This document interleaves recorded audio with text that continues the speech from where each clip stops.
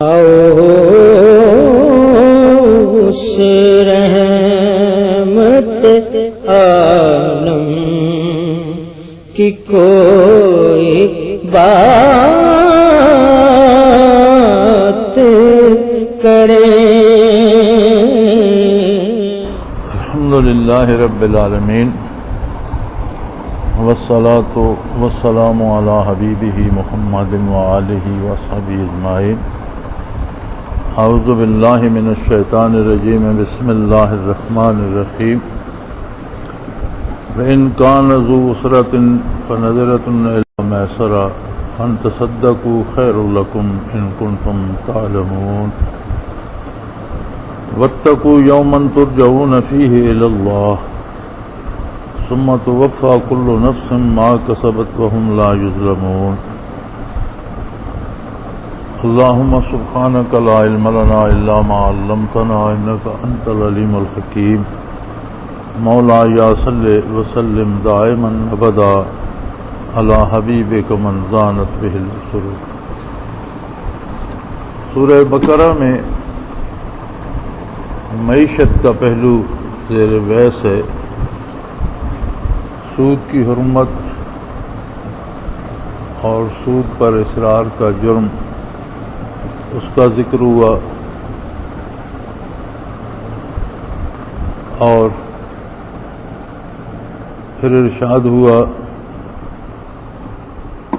کہ قرض حسنہ اگر دیا جائے تو وہ مناسب ہے،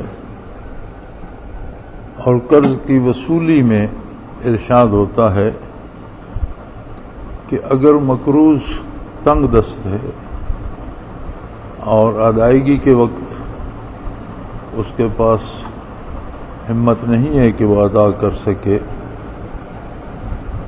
تو قرض لینے والا اگر اسے چندے مہلت دے دے تو اللہ کریم اس پر بہت راضی ہوتے ہیں۔ اور اگر صاحب حیثیت ہو اور مقروض مفلس ہو، وَأَن تَصَدَّقُوا خَيْرٌ لَكُمْ إِن كُنتُمْ تَعْلَمُونَ، تو وہ اگر معافی کر دے تو اس کے حق میں بہت ہی بہتر ہے۔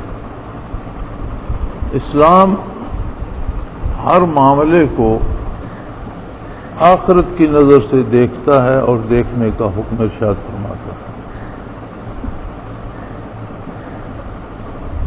تو اگر آپ اللہ کی مخلوق پر احسان کریں گے تو اللہ کریم اس سے کروڑوں گنا زیادہ احسان آپ پر فرمائے گا۔ وَاتَّقُوا يَوْمًا تُرْجَعُونَ فِيهِ إِلَى اللَّهِ، اور اس دن کی عظمت اور نزاکت کو یاد رکھو جس دن اللہ کے روبرو پیش ہونا ہے۔ اللہ کریم کو اپنی مخلوق بڑی پیاری ہے، اور اللہ کی مخلوق کے ساتھ احسان کیا جائے تو اللہ کریم کی رضامندی نصیب ہے۔ ایک حدیث شریف کا مفہوم ہے، نبی کریم صلی اللہ علیہ وسلم نے فرمایا کہ مقروض سے رعایت کرنے والے یا قرضہ معاف کرنے والے یوم حشر کو اللہ کے عرش کے سائے میں ہوں گے، انہیں خصوصی عزت دی جائے گی۔ ایک حدیث شریف کا مفہوم ہے کہ بعض لوگ ایسے ہوں گے جن کے پاس نیکیاں ہوں گی، نماز روزہ ہوگا، عبادتیں ہوں گی، تو جب بارگاہ الوہیت میں پیش ہوں گے تو ارشاد باری ہوگا کہ بھئی تم نے سجدے تو بہت کیے، عبادت تو کی، لیکن میں بھوکا رہا اور تم پیٹ بھر کر کھاتے رہے، میری خبر نہیں دی۔ میں بیمار ہوا، تم صحت مند بھی تھے، فارغ اور خوشحال بھی تھے، تم نے نہ میری خبر گیری کی نہ میری مدد کی۔ تو عرض کریں گے بار الہ، تیری ذات تو ان ساری چیزوں سے بالا تر ہے، بھوک پیاس یا بیماری تیری شان کے لائق نہیں۔ تو ارشاد ہوگا کہ میرے بندے جو تمہارے پاس تمہارے ارد گرد بھوکے تھے، اگر ان کی تم خبر گیری کرتے تو ایسے ہی تھا جیسے تم میری خبرگیری کر رہے ہو، کیونکہ میرے لیے تم نے ان سے حسن سلوک کرنا تھا۔ تمہارے پاس ایسے لوگ تھے جو بیمار تھے، محتاج تھے، دوا خریدنے کی سکت نہیں رکھتے تھے، اور وہ تڑپتے رہے، تم نے ان لوگوں کا حال نہیں پوچھا، ان کی مدد نہیں کی۔ تو عبادات کا حاصل،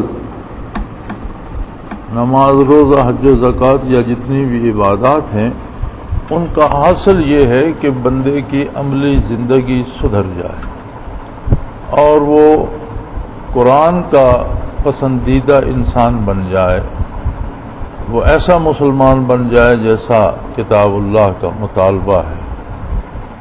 یہ عبادات اصلاح احوال میں سب سے زیادہ معاون ہے۔ ان الصلاۃ تنہا عن الفحشاء والمنکر۔ عبادت کا، نماز روزے کا یا نیکیوں کا ثواب کیا ہے؟ فرمایا یہ برائی سے اور بے حیائی سے روک دیتی ہے۔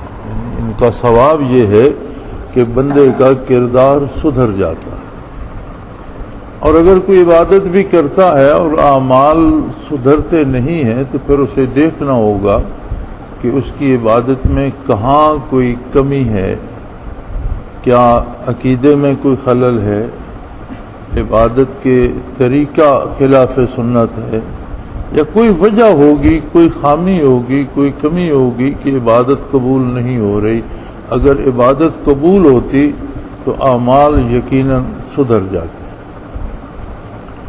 تو کم و بیش یہی مفہوم اس حدیث مبارکہ کا بھی ہے کہ بعض لوگ عبادتیں تو کریں گے لیکن غالباً ایسا ہو کہ انہیں عقائد کی پرواہ نہ ہو، عقائد میں خامی ہو یا عبادت کے طریقے میں خامی ہو، صحیح طریقے سے عبادت عطا نہ کرتے ہوں، تو وہ اثر جو مرتب ہونا چاہیے تھا عملی زندگی پر وہ مرتب نہیں ہوتا۔ تو انہیں یوم حشر یہ احساس دلانے کے لیے کہ جس عبادت پہ تم فخر لیے پھرتے ہو اس کا اثر تو دنیا میں تمہاری عملی زندگی میں نظر آنا چاہیے تھا، جو تمہیں نظر نہیں آیا۔ جب نظر نہیں آیا تو تمہیں اس وقت فکر کرنی چاہیے تھی کہ کہاں کوئی کمی ہے یا خامی ہے، میں اس کی اصلاح کروں۔ اس وقت تو تم نے پرواہ نہیں کی، اور آج یوم حشر آ گئے ہو۔ فرمایا واتقوا یوما ترجعون فیہ الی اللہ، اس دن کا خیال رکھو، ڈرو اس دن سے جس دن تمہیں اللہ کے روبرو پیش ہونا ہے۔ ثم توفی کل نفس ما کسبت، اور اس دن ہر متنفس کو وہی ملے گا جو کچھ اس نے کمایا ہے، یعنی اجر اعمال پر ہوگا۔ اللہ کی مخلوق کے ساتھ تمہارا سلوک کیسا تھا، تم لین دین میں کیسے تھے، تم بات کرنے میں کیسے تھے، تم معاملات میں کیسے تھے، تمہارا کردار کیسا تھا، جو عمل کسی نے کیا ہے اس پر اجر مرتب ہوگا۔ وہم لا یظلمون، اور کسی کے ساتھ زیادتی نہیں کی جائے گی، عین انصاف ہوگا، حق ہوگا، بلکہ اللہ کریم کرم فرمائیں گے، مہربانی فرمائیں گے، درگزر فرمائیں گے، زیادتی نہیں فرمائیں گے۔ لیکن درگزر کے لیے بھی اللہ پر یقین ضروری ہے، اور وہ یقین ضروری ہے جو محمد الرسول اللہ صلی اللہ علیہ وآلہ وسلم نے تعلیم فرمایا۔ اپنے طور پر اللہ کو مان لینا اور اپنی پسند سے صفات گھڑ لینا قابل قبول نہیں ہے، بلکہ اللہ کی ذات اور صفات کے بارے جس طرح اللہ کے رسول صلی اللہ علیہ وسلم فرماتے ہیں اس طرح سے یقین ضروری ہے۔ یا ایھا الذین آمنوا اذا تداینتم بدین الی اجل مسمى فاکتبوہ ولیکتب بینکم کاتب بالعدل ولا یأب کاتب ان یکتب کما علمہ اللہ فلیکتب ولیملل الذی علیہ الحق ولیتق اللہ ربہ ولا یبخس منہ شیئا فإن كان الذي عليه الحق سفيا أو ضعيفا أو لا يستطيع أن يمل هو فليملل وليه بالعدل واستشهدوا شهيدين من رجالكم فإن لم يكون رجلين فرجل وامرأتان ممن ترضون من الشهداء أن تضل إحداهما فتذكر إحداهما الأخرى ولا يأبى الشهداء إذا ما دعوا ولا تسأموا أن تكتبوا صغيرا أو كبيرا إلى أجله ذلك مقسط عند الله وأقوم للشهادة وأدنى ألا ترتابوا إلا أن تكون تجارة حاضرة تديرونها بينكم فليس عليكم جناح ألا تكتبوها وأشهدوا إذا تبايعتم ولا يدار كاتب ولا شهيد وإن تفعلوا فإنه فسوق بكم واتقوا الله ويعلمكم الله والله بكل شيء عليم. میں پہلے بھی کئی بار عرض کر چکا ہوں کہ دنیا میں اسلام نے اس وقت معاشی نظام دیا جب کوئی معاشی نظام نہیں تھا اور دنیا کا لین دین لوٹ کھسوٹ دھوکہ دہی چوری اور ڈاکے پر تھا. طاقت کے بل پر جو کچھ کوئی چھین لیتا وہ اس کا ہو جاتا. تجارت بھی اگر ہوتی تھی تو اس میں بھی ہزارہا فریب اور دجل تھے. لین دین ہوتا تھا تو اس میں دھوکے ہوتے تھے. اسلام نے ایک مبسوط معاشی نظام دیا اور کیسی عجیب بات ہے. اسلام کا نظام معیشت صرف اس وقت کے لیے نہیں تھا بلکہ جب اسلام نے عطا فرمایا تب سے لے کر جب تک دنیا قائم ہے تب تک کے لیے وہ معاشی اصول عطا فرمایا. اسلامی اصولوں میں گہرائی بھی ہے اور گیرائی بھی ہے. یعنی جب عطا فرمائے تو پوری دنیا پورے روئے زمین پر رہنے والے انسانوں کے لیے عطا فرمائے. یہ اس کی گیرائی اور وسعت ہے. اور گہرائی اتنی ہے کہ قیامت تک کے لیے ہمیشہ کے لیے وہ اصول عطا فرمائے. اب زمانے نے بڑی کروٹیں بدلی. 14 صدیاں بیت گئیں. 15ویں صدی کا بھی چوتھائی بیت چکا ہے. گزشتہ 14 صدیوں میں اتنی تبدیلیاں آئیں بلکہ اس گزشتہ صدی کے آخری 2 دہائیوں میں اتنی پے در پے تبدیلیاں آئیں کہ اس سے پہلے سوچی ہی نہیں جا سکتی.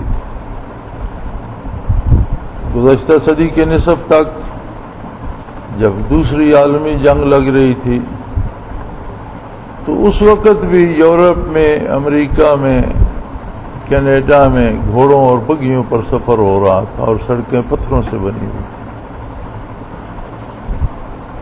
آج اتنی تبدیلیاں آئیں اتنی نئی ایجادات آئیں کہ آج دنیا ایک گاؤں بن گئی ہے اور اسے گلوبل ولیج کہتے ہیں کہ روئے زمین ایک گاؤں ہے.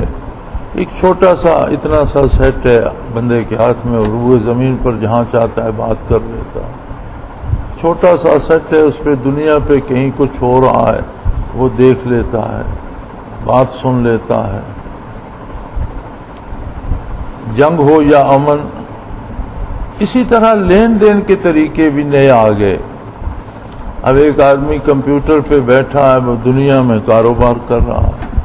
کوئی سفر نہیں کرتا کہیں آتا نہیں کہیں جاتا نہیں. بینک تک بھی اسے آنا جانا نہیں پڑتا. اسی کمپیوٹر پہ 2 ڈیجٹ دباتا ہے تو بینک سے پیمنٹ وہاں پہنچ جاتی ہے. 2-4 ڈیجٹ دباتا ہے تو جس چیز کا مطالبہ کیا ہے وہ وہاں سے بھیج دیتے ہیں.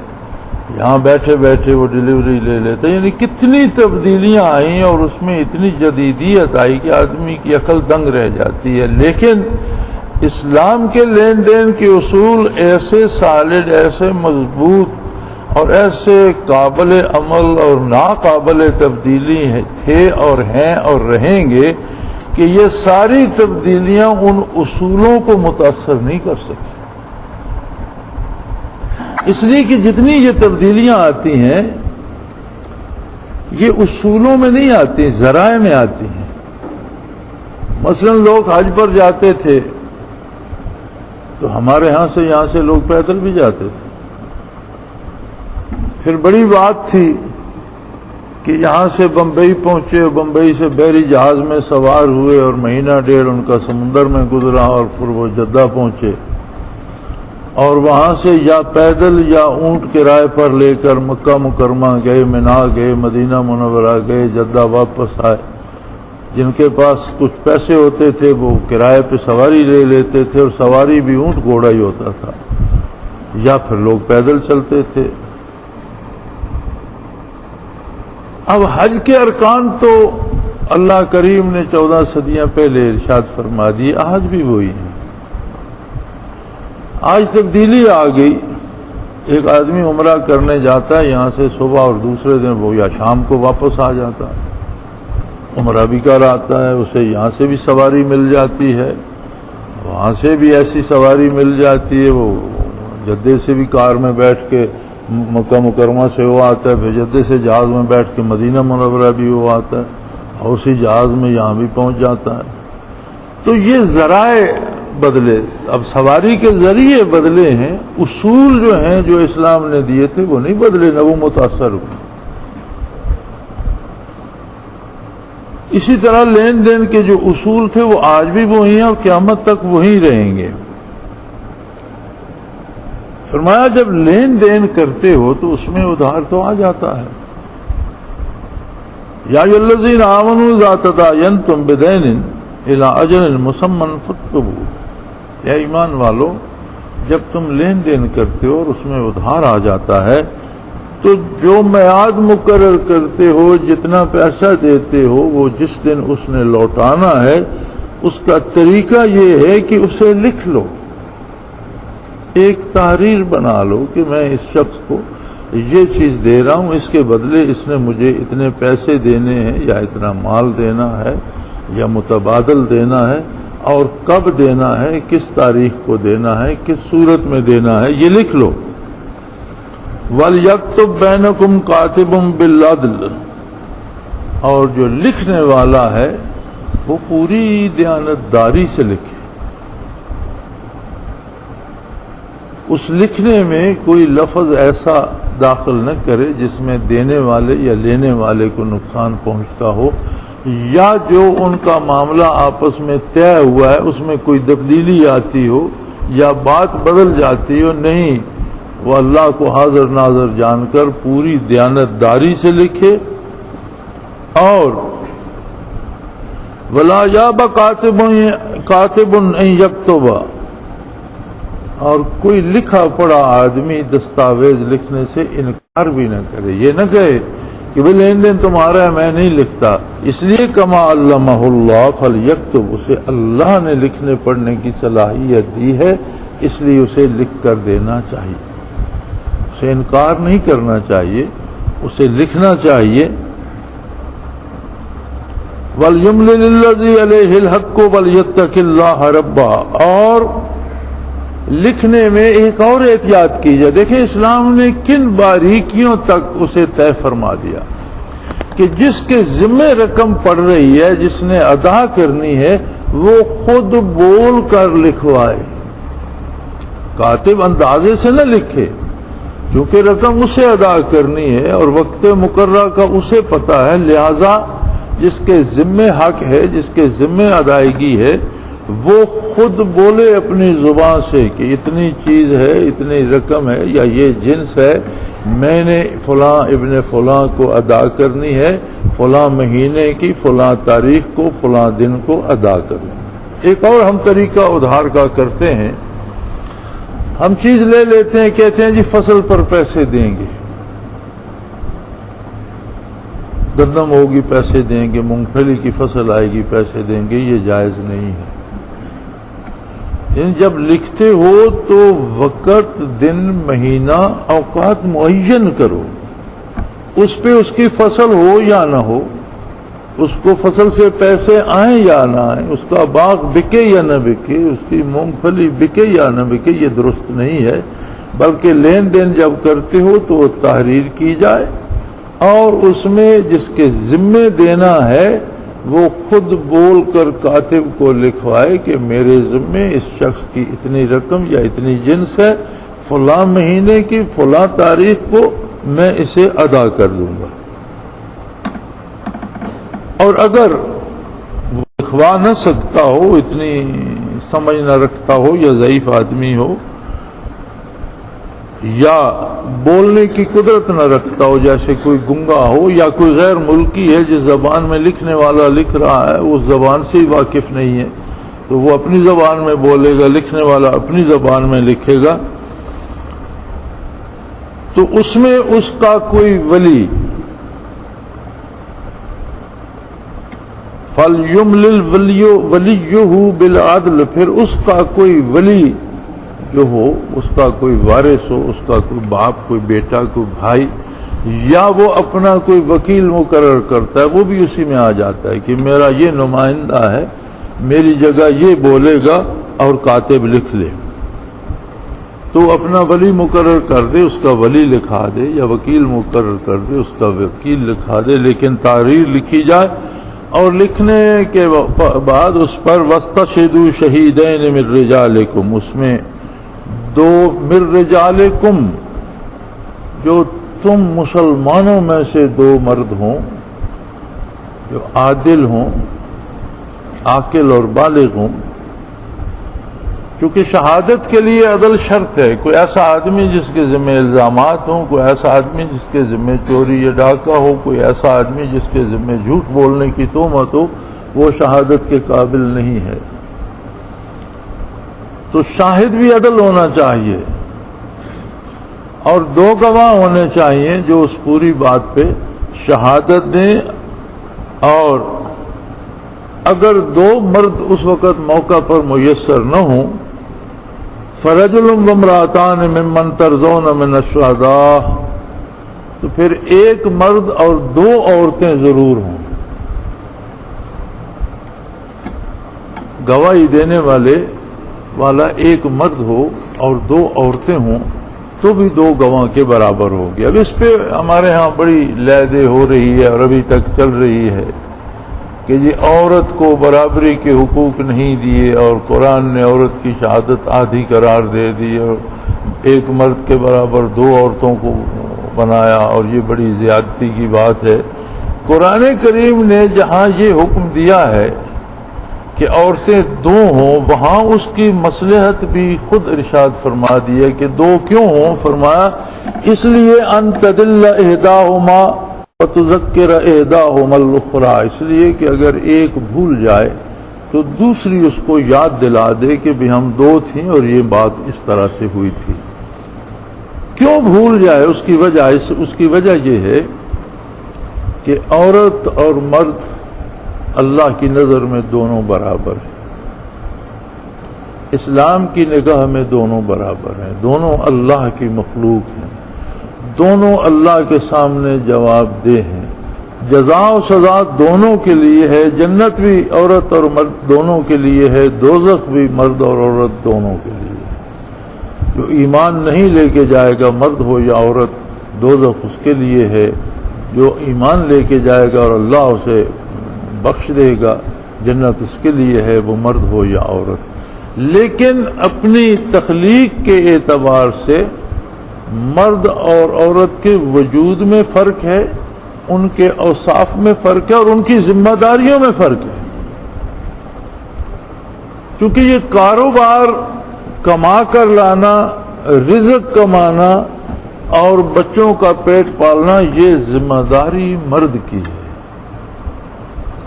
عورت اس میں بہت کم مداخلت کرتی ہے جب تک وہ مجبور نہ ہو جائے، ضرورت مند نہ ہو جائے، کوئی مرد کمانے والا نہ رہے تو عورت اس میدان میں آ سکتی ہے، اسلام نے روکا نہیں ہے، لیکن اپنی ضرورت پر۔ تو چونکہ عورتوں کو اس شعبے سے سابقہ ہی کم پڑتا ہے، تو ایک دفعہ گواہی تو اس نے دے دی، پھر برسوں گزر گئے، شاید اسے یاد رہے نہ رہے۔ مرد کا چونکہ روز کا یہ کام ہے، اسے یاد رہتا ہے، تو فرمایا اس لیے نہیں کہ عورت کوئی کم تر مخلوق ہے، اس لیے کہ یہ شعبہ عورت کا نہیں ہے، تو خواتین کو دو رکھو، ان تدل احداہما، اگر ان میں سے ایک بھول جائے بات کو، فتذکر احداہما الاخری، تو دوسری خاتون اسے یاد دلا دے۔ جہاں تک مساوات کا تعلق ہے تو اسلامی مساوات یہ ہے کہ جس کا جو حق ہے وہ اسے بلا تکلف مل جائے، اور اپنے حق کے حصول میں ساری مخلوق برابر، غریب ہو یا امیر، طاقتور ہو یا کمزور، مرد ہو یا عورت۔ مساوات اسلامی یہ ہے کہ اس کا جو حق بنتا ہے وہ اس کو مل جائے۔ یہ جو ہمارے ہاں مساوات کا شور ہے، انہوں نے مساوات آج تک اس معاملے میں تو نہیں کی کہ جو الاؤنسز اسمبلی کے اراکین کو ملتے ہیں وہ الاؤنسز اسی اسمبلی میں نوکری دینے والے پولیس والوں کو تو نہیں ملتے۔ تو کیا اس پہ شور کیا جائے گا کہ یہ ظلم ہے یا ناانصافی ہے؟ اس پہ تو کوئی بات نہیں کرتا۔ آخر وہ سرکاری ملازم جو اسمبلی ہی میں ملازمت کرتے ہیں، یا وہ پولیس والے جو اسمبلی ہی کی چوکیداری کرتے ہیں، انہیں وہ پیسے کیوں نہیں دیے جاتے جو ایک ایم این اے کو، ایک سینیٹر کو یا ایک صوبائی ممبر کو دیے جاتے؟ وہ سہولتیں کیوں نہیں دی جاتی جو ممبران کو دی؟ یہاں آ کر پھر آج کے مساوات کے دعوے دار بھی یہاں آ کر اسی بات پر آ جائیں گے کہ وہ اپنے کام کا صلہ لیتے ہیں، یہ اپنے کام کا صلہ لیتے ہیں۔ تو پھر مساوات تو وہی ہوئی نا کہ جو جس کا حق بنتا ہے وہ اس کو بلا تکلف مل جائے، یہ مساوات۔ خاتون کا بحیثیت خاتون جو حق ہے، جو عزت و احترام اس کا حق ہے، جو مالی معاملات میں اس کا حق ہے، جہاں بھی جو بھی اس کا حق ہے، اس لیے نہ مارا جائے کہ وہ عورت ہے بول نہیں سکتی، بلکہ بلا تکلف بغیر کسی رکاوٹ کے اس کا حق اس کو پہنچنا چاہیے۔ اسی طرح مرد کا جو حق بنتا ہے وہ اس کو پہنچنا چاہیے۔ تو یہ ہے مساوات۔ اب آپ ایک گھر میں مزدور بھی لگاتے ہیں، مستری بھی لگاتے ہیں۔ عمومی قاعدہ یہ ہے کہ مستری کی جو ایک دن کی مزدوری ہوتی ہے وہ مزدور سے 2 گنا ہوتی ہے، اور یہ آج سے نہیں، جب سے ہم دیکھ رہے ہیں۔ ہم نے وہ زمانہ بھی دیکھا ہے جب مستری کو 2 روپے دن کی مزدوری ملتی تھی، مزدور کو روپیہ ملتی تھی، اور وہ زمانہ ہم نے سنا ہے جب 2 آنے مستری کی مزدوری دن کی ہوتی تھی تو مزدور کو 1 آنا ملا کرتا۔ آج 300 روپے مستری لے رہا ہے، ایک دن کی مزدوری 150 مزدور کو مل جاتی ہے۔ مساوات کیوں نہیں ہوتی کہ ان دونوں کو 300 دو یا مستری کو بھی 150 دو؟ یہ مساوات نہیں ہے۔ کاریگر کا اپنا کام ہے، وہ اپنے کام کی، اس کاریگری کی اجرت لیتا ہے۔ مزدور نے مٹیریل اٹھا کر پکڑانا ہوتا ہے، وہ اپنے کام کی اجرت لیتا ہے۔ مساوات یہ ہے کہ نہ مستری کے پیسے مارے جائیں، نہ وہ مارا پھرتا رہے، نہ مزدور کے مارے جائیں کہ اسے تکلیف ہو۔ دونوں کا جو حق بنتا ہے وہ بلا تکلف دونوں کو مل جائے، یہ مساوات ہے۔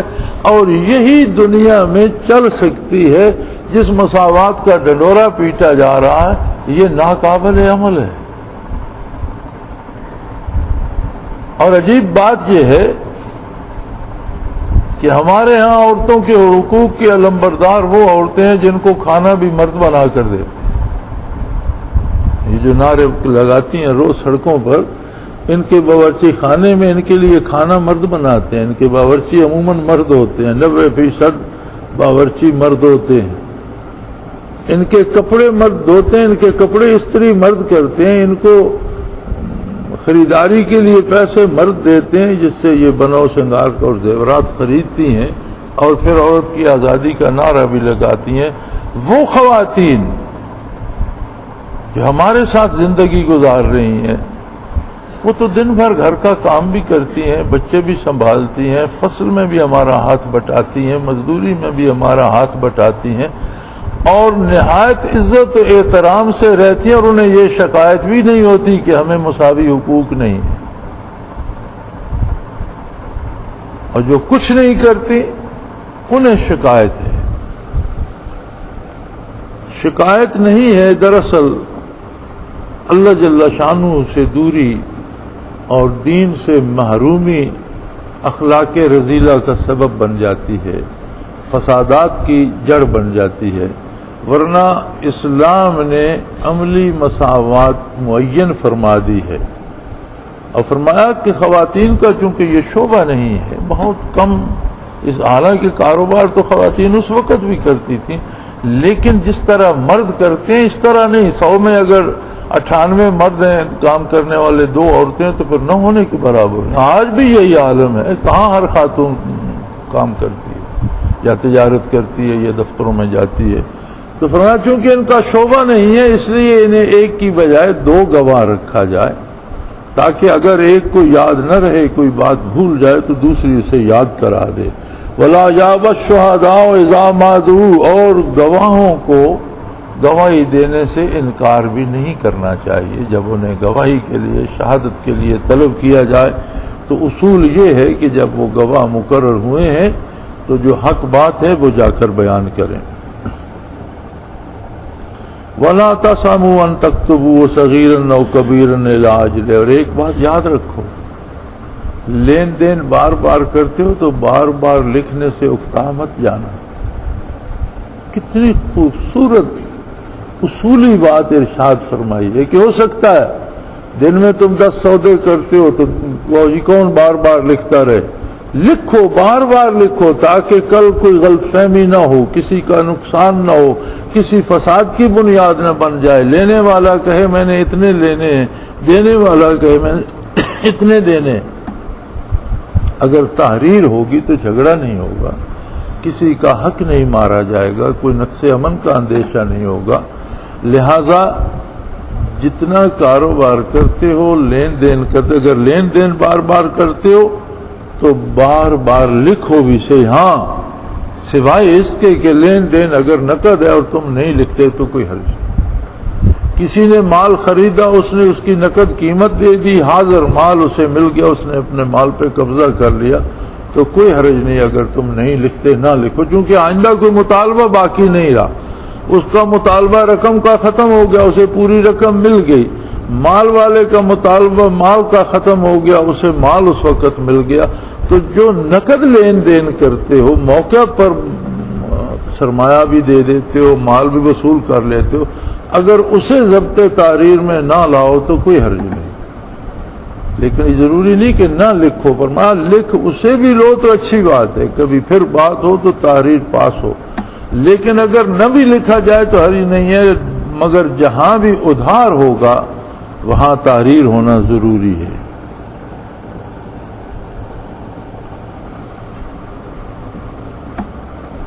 اور یہ بھی یاد رکھو وَأَشْهِدُوا إِذَا تَبَايَعْتُمْ، لین دین میں گواہ بھی ضرور رکھا کرو۔ یہ ساری چیزیں وہ ہیں جو بعد کے جھگڑوں کو جنم دینے سے روکتی ہیں اور انسان کو امن اور اس کو معاشرے کو تقویت پہنچاتی ہیں۔ وَلَا يُدَّارَ كَاتِبٌ وَلَا شَهِيدٌ، اور ایک بات یاد رکھو، لکھنے والے کاتب پر یا گواہ پر دباؤ مت ڈالو۔ بعد میں کوئی ایسا نہ کرے کہ وہ بڑا ننھے خان ہو اور لاٹھی لے کر گواہوں کو دھمکی دیتا پھرے، گواہی نہ دینا، یا کاتب کے پیچھے دوڑے تم نے کیوں لکھا، یہ ناجائز ہے۔ کسی گواہ کو، کسی لکھنے والے کو مرعوب نہ کیا جائے، انہیں ایذا نہ دی جائے۔ فَإِن تَفْعَلُوا فَإِنَّهُ فُسُوقٌ بِكُمْ، اگر ایسا کرو گے تو یہ بہت بڑا گناہ ہوگا، اللہ کی ناراضگی کا سبب ہوگا۔ اور وَاتَّقُوا اللَّهَ، اللہ کی عظمت کا خیال کرو۔ تم کتنے بڑے ہو جاؤ لیکن مخلوق ہو اور تمہیں خالق کے سامنے جواب دینا ہے، لہذا اللہ کی عظمت کو نگاہ میں رکھو۔ وَيُعَلِّمُكُمُ اللَّهُ وَاللَّهُ بِكُلِّ شَيْءٍ عَلِيمٌ، اور اللہ تمہیں یہ سارے معاملات تعلیم دے رہا، اس لیے کہ اللہ ہر چیز سے آشنا، ہر چیز سے آگاہ ہے، ہر چیز کا علم رکھتا ہے۔ آپ اب ان قوانین کو سامنے رکھ کر نگاہ دوڑائیے